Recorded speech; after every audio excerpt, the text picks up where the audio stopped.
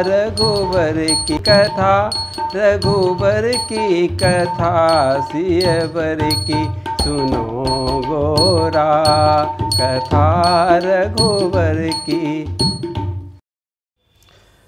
श्री अवधराज महाराज दशरथ जी ने गुरुदेव वशिष्ठ जी से निवेदन किया कि हे गुरुदेव, आप स्वयं ही राम को अपने श्रीमुख से राज्याभिषेक की सूचना दीजिए और उस कार्य की शिक्षा भी दीजिए।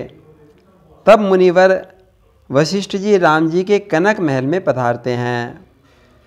सुंदर कनक भवन में श्री सीताराम जी विराजमान हैं, आपस में बातें कर रहे हैं।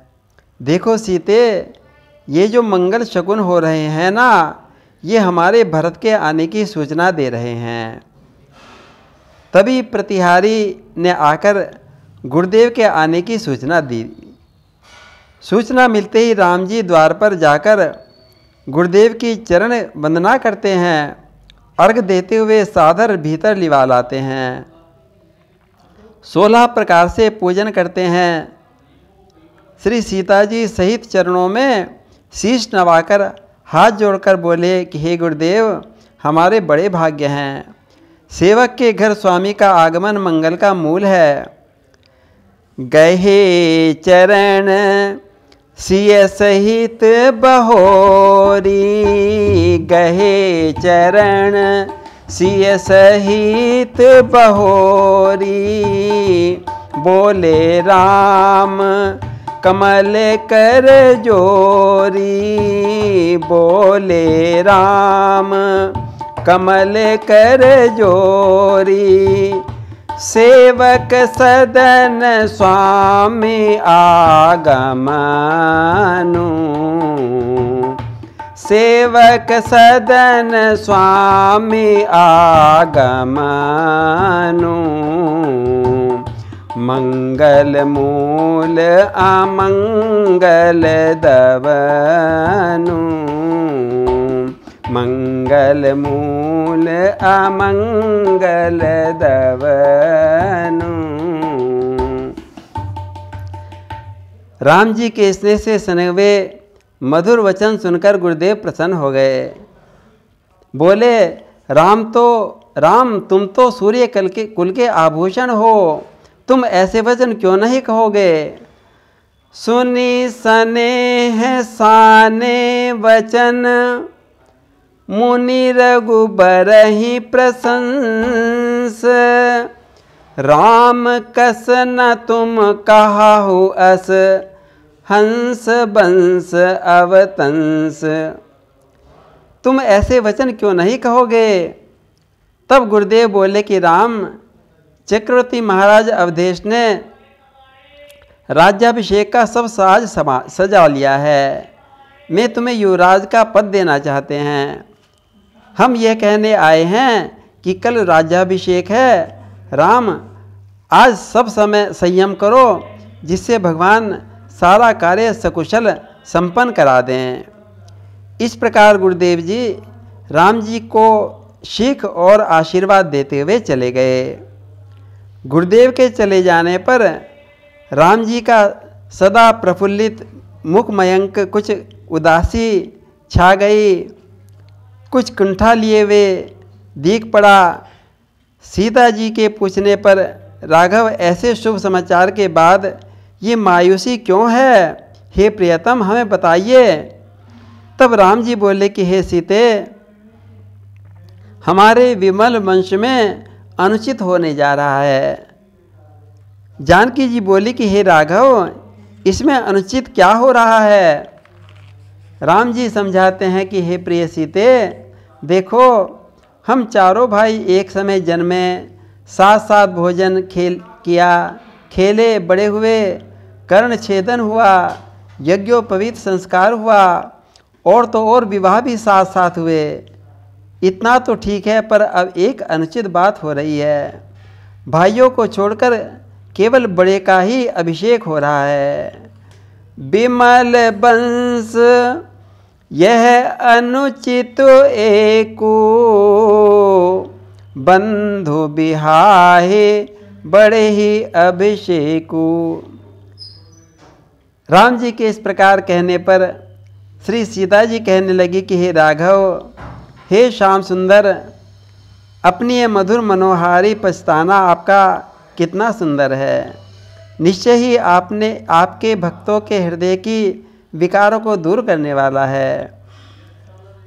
तभी राम राज्याभिषेक का आनंद समाचार पाकर उछलते कूदते लक्ष्मण जी आ जाते हैं और राम जी को देखकर कहने लगे, भैया ये आपके मुखारविंद पर ये उदासी क्यों हैं? आप किस चिंता में डूबे हुए हैं? तब सीता जी बताती हैं कि हे लक्ष्मण, तुम्हारे भैया राज्याभिषेक से प्रसन्न नहीं हैं। भाइयों को छोड़कर मुझे ही क्यों सिंहासन पर विराजा जा रहा है। तब लक्ष्मण जी राम जी के चरणों में पड़कर बोले, भैया आपको कुछ करना थोड़ा ही है, आप तो बस सिंहासन पर विराजमान हो जाइएगा, से सारे राजकाज तो राज का भार तो हम तीनों अनुज मिलकर संभाल लेंगे। लक्ष्मण जी की बात सुनकर श्री सीताराम जी मुस्कुराने लगे और प्रसन्न हो गए। उधर अवध में बाजे बजने लगे। सारी अयोध्यापुरी में प्रसन्नता की लहरें उठ रही हैं। तुरही बज उठी ड्योढ़ियों पर, सब जगह मंगल चार हुआ। चिरजीवो हो रामचंद्र, घर घर गए जय जयकार हुआ। हाट बाट गली मोहल्लों में सब लोग चर्चा कर रहे हैं कि रात बीत जाए, कल का प्रभात हो जाए, हमारे कनक सिंहासन पर, हमारे महाराज जी के कनक सिंहासन पर श्री सीताराम जी विराजमान हो जाएं। कनक सिंहासन सीय समेता, बैठे ही राम हो ही चित चेता। भगवान भोलेनाथ उमा जी से कथा सुनाते हुए बोले कि उमा जी, इधर अवध में सारी रात जागरण हो रहा था, नगर सजाया जा रहा था, ढोल नगारे बज रहे थे, खुशियाँ मनाई जा रही थी। उधर देवलोक में तो उदासी छाई हुई है, शोक छाया हुआ है। देवता कह रहे हैं कि राम जी तो हमारी पीड़ा दूर करने आए हैं, अयोध्या वाले इन्हें राजा बना रहे हैं, अब हमारा कष्ट कैसे दूर होगा? इस रावण ने हमें दुखी कर रखा है। तभी सब देवता देवी सरस्वती जी का आवाहन करते हैं। देवताओं के बुलाने पर माँ शारदा प्रकट हो जाती हैं।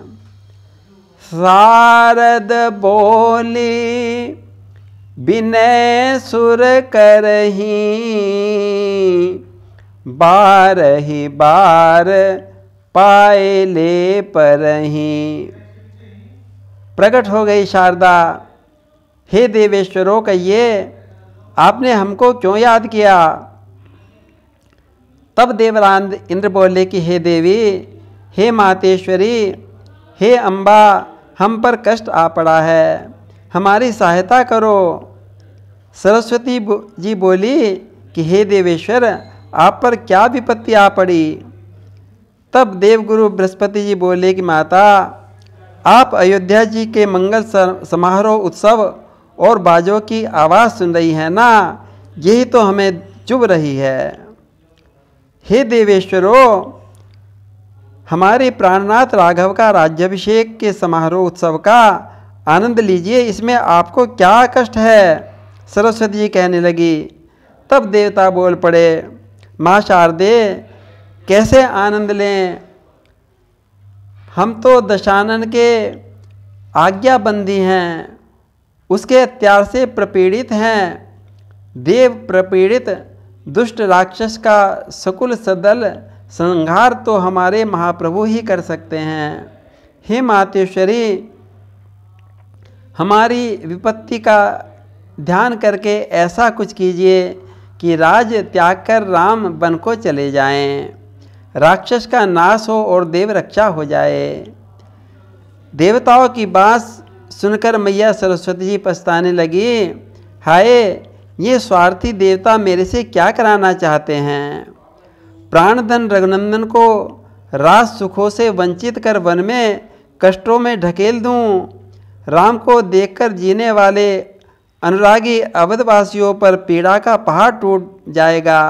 मैं क्या करूं, मैं क्या करूं। देवी सरस्वती बार बार पछताती हैं और देवता बार बार उनके चरणों में पड़ते हैं। माता, संकोच त्याग दो, देव कार्य के लिए अवश्य अवध चले जाइए। और देव कार्य के लिए सरस्वती जी माँ चल पड़ी। चल दी, सोचती जाती हैं स्वार्थी देवताओं के बारे में। इनसे दूसरों का सुख देखा नहीं जाता। ऊंच निवास नीच कर तूती, देखी न सकहीं पराए विभूति। चल रही हैं सरस्वती जी, कह रही हैं चलती हूँ, राम को वन भेजूँ। आज अवध वासी तो दुखी होंगे, परंतु कल विश्व मानव कल्याण सुखी हो जाएगा। दुष्टों का अंत होगा, राम राज आएगा। राम कार्य के लिए मुझे याद किया जाएगा। और इस प्रकार सोचती सोचती मैया शारदा अवध की ओर चल पड़ी। बोलिए सियावर रामचंद्र महाराज की जय।